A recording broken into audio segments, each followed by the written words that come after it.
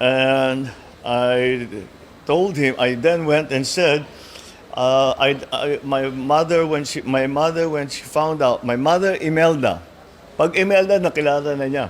My mother Imelda, when she knew that I was coming, wanted to send you her best wishes and congratulations for your coronation. And he said, how is she? Kasi kilala niya talaga yan eh. Magkakilala talaga sila.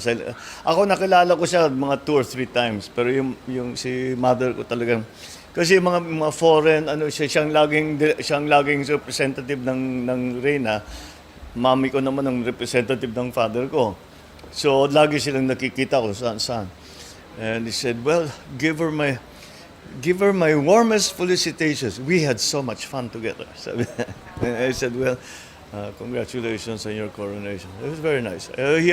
He clearly knows about the Philippines. Marami siyang kaibigan na Pilipino eh. Did you get invited? Unang inquiry. Ay, okay. Sir, magandang gabi. Good evening. Ano pong agenda ang ipupush nyo dito sa ASEAN Summit? At bukod sa tatlong leaders na kabilateral nyo, yung Vietnam, Laos, at Timor-Leste. meron pa po ba kayong ibang kabilateral? So far, hindi. Yung pa lang ang nakaschedule. Kasi kung titignan nyo yung schedule, medyo masikip talaga eh. So, dinagyan namin. Kasi yung Timor-Leste is the first time na nandito sila sa ASEAN as observer status, which is a step towards becoming a member. So, yun ang kaya kailangan makilala natin. The Vietnamese Prime Minister, bago. Hindi namin nakilala sa nakaraang na ASEAN. Lao Prime Minister, the same situation, bago. So, although the Vietnamese Prime Minister, nakilala ko sa London. Now that I mention it, nakilala ko sa London, but never mind. Para we'll go through the formalities. Ang agenda rito is in the theme is that talagang para how do you say, how to make more, to revitalize the economies. We've seen sa EU, we've seen sa ibang lugar, that the global economies are also turning towards Asia. And the reason is that perhaps we are adjusting better than the Western countries, the African countries, the Middle Eastern countries are also doing well. But tinitignan din ang Southeast Asia and ASEAN. And that's what the subject matter will be, is that how do we play the part that we want to play, which is going to be the global locomotive of the global economy. So I think all of those aspects of that, yun ang pag-uusapan.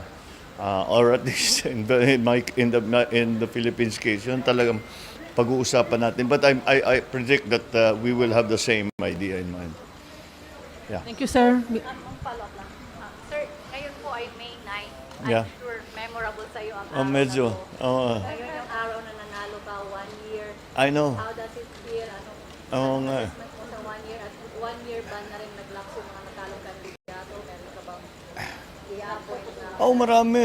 Talagang gagamitin ko yung 1 year. Asahan niyo yun. By the end of the first year, para maging maliwa. In a sense, tapos na yung OJT ng lahat ng tao. And we've seen who performs well and who is will be important to what we are doing. So, yes, there's really going to be, I don't know about reshuffle, pero reorganization sa kabinete. Thank you, sir. Catherine Valiente ng Manila Times.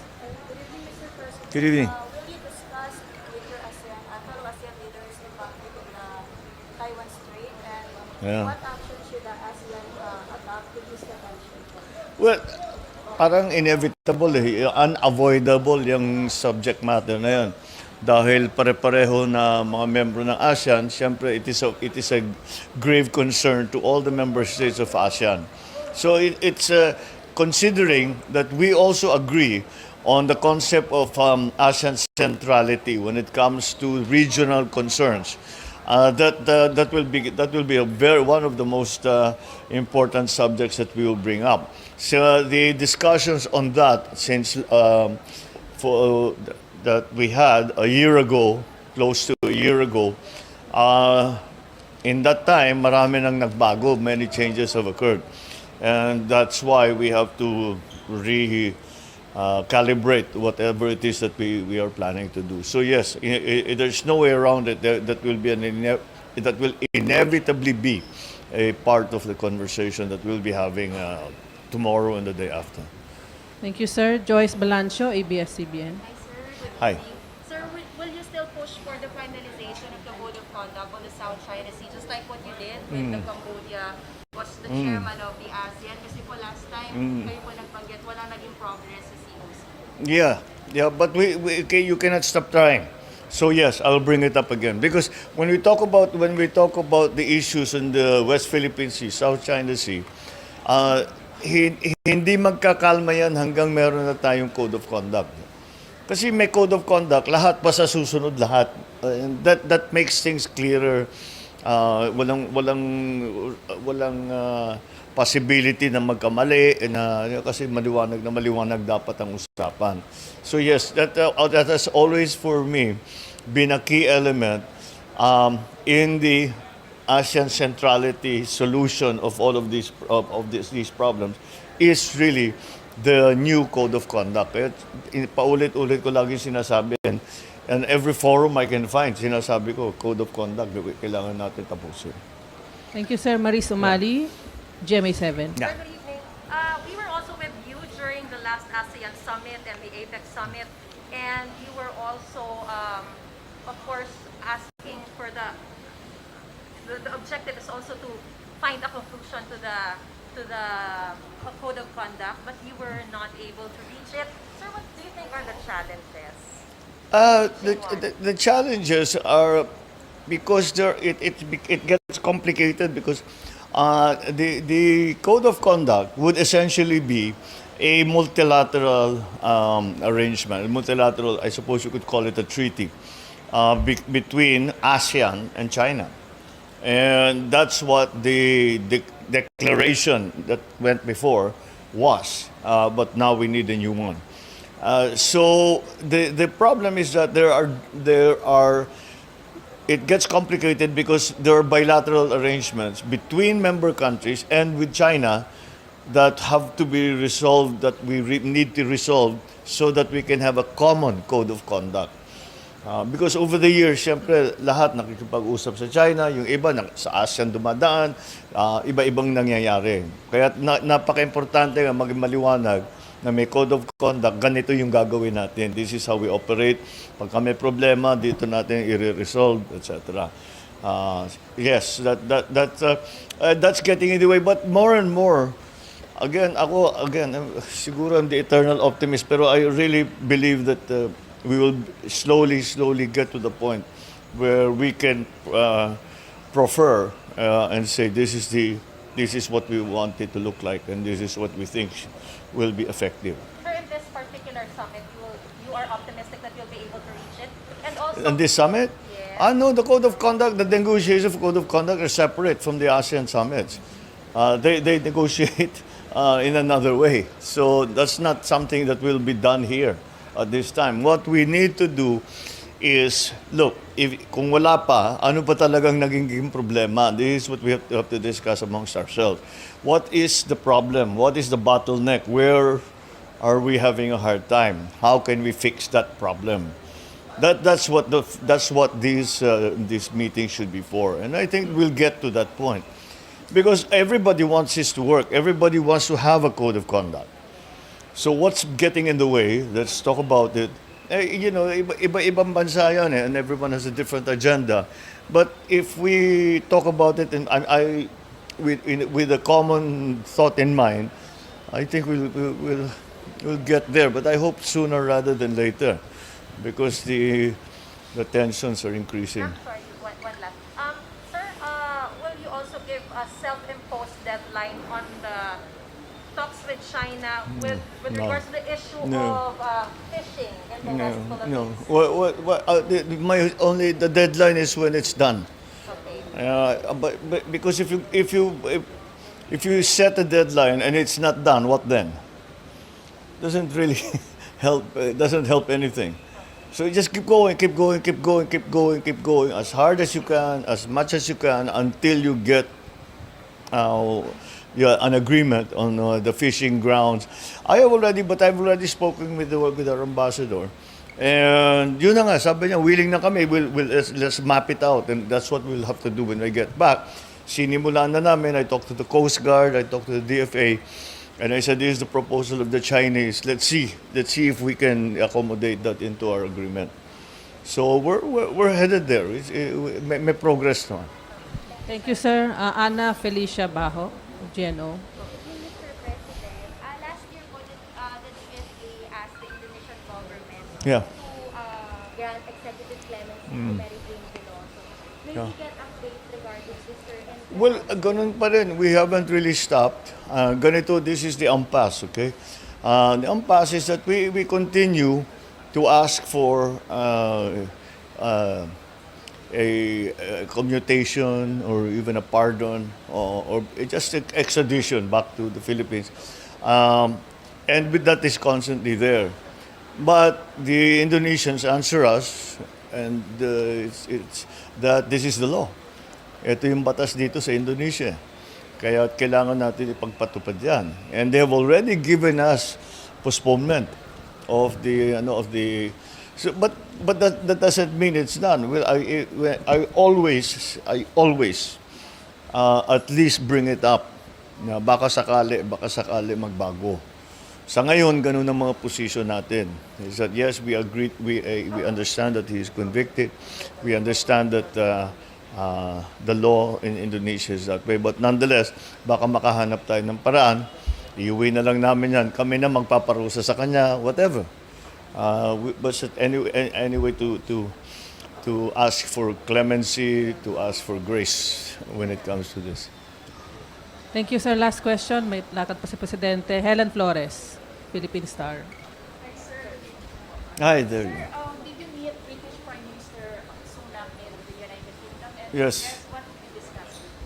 Well, this is the same thing that comes up every time I meet with leaders.